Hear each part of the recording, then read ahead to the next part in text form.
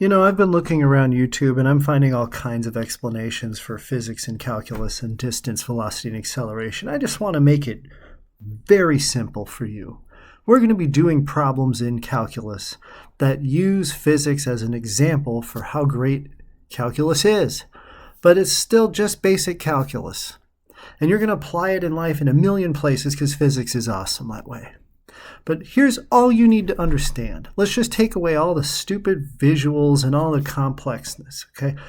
All you need to remember is that distance is a distance, okay? Let's say it's measured in miles.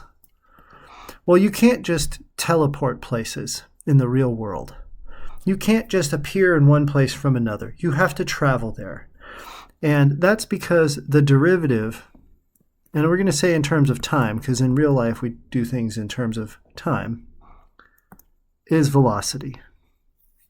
You have to travel a speed to get somewhere. Is that really so hard to understand? From A to B, if you want to get from one spot to another, a certain amount of time has to pass. And if you remove time from the equation by using a derivative of time, you're going to end up finding the rate at which that happens, which is why velocity is measured in, let's say, miles per hour. Notice that every time you look at a speed sign on the road and it says 45 mph, that is a derivative of miles, a derivative of distance, a time derivative, which is why you're dividing by time.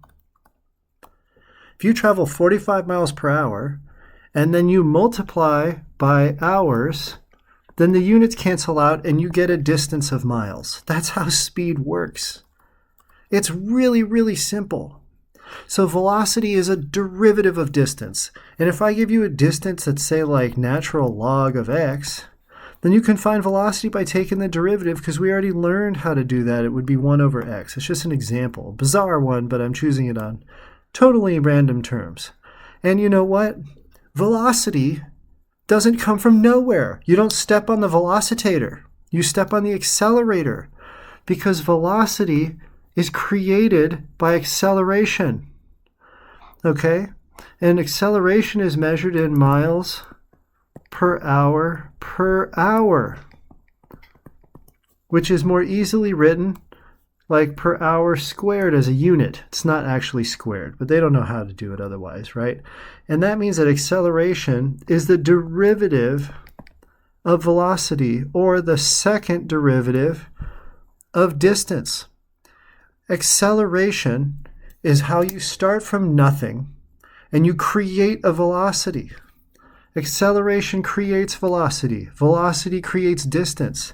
And that means everywhere you go in the world, you had to travel a distance. And to do so, you had to travel a velocity. And to travel a velocity, you had to create an acceleration.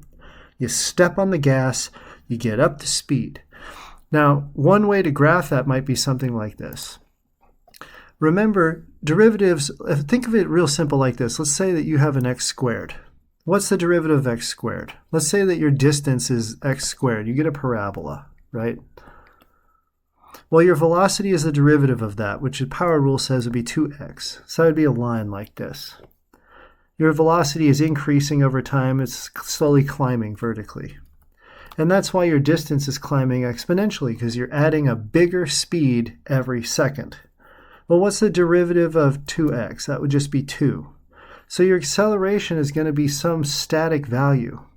I'll put a graph on here at 2. And every second, it's still 2. So a linear acceleration, a constant acceleration of 2 will create a velocity of 2x, which means your speed is increasing over time. You're faster and faster every second.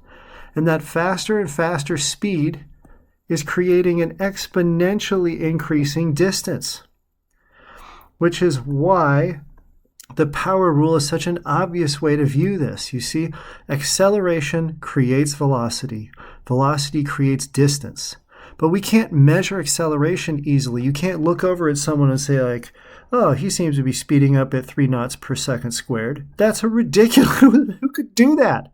So oftentimes we'll see a distance that says like, I don't know, you throw a ball in the air and you know gravity's going to make it fall down. Well, look at what it is. It's a parabola. So we'll say like maybe it's negative 10x squared plus 7x plus 5 or some random formula like that. But the dominant thing to look at here is that it's a parabola. It's an x squared function, which means that the velocity, this is a distance, then its velocity is going to be the derivative of that, like negative 20x plus 7. I'm totally choosing these at random because it's not that important. But you'll know that 1 degree below x squared is x, and that's where your velocity is going to be. That's some line. It's some line. You don't know the slope necessarily, but in this case, the slope of velocity looks kind of like this. And you might start with an initial acceleration or something, or with an initial velocity, but slowly the velocity is what? Like, look at the slope of this line. Your velocity is definitely starting to go the other direction. Because the acceleration, the derivative of velocity, is negative 20, which means it wants to point you down. The force is always trying to push you back down. You threw the ball initially into the air with some kind of force, but gravity says, no, I am pushing you down. And the slope will slowly adjust to the dominating factor, which is the underlying acceleration. In physics, no distance is accomplished without its double derivative, not velocity, but acceleration. And as long as you understand that, you can do most of the example problems that are going to come up. I'm going to make like 10 videos of sample problems here, and we will move forward. Just absorb this. The derivative of distance is velocity. The derivative of velocity is acceleration. No distance happens without acceleration in our universe. And that is it.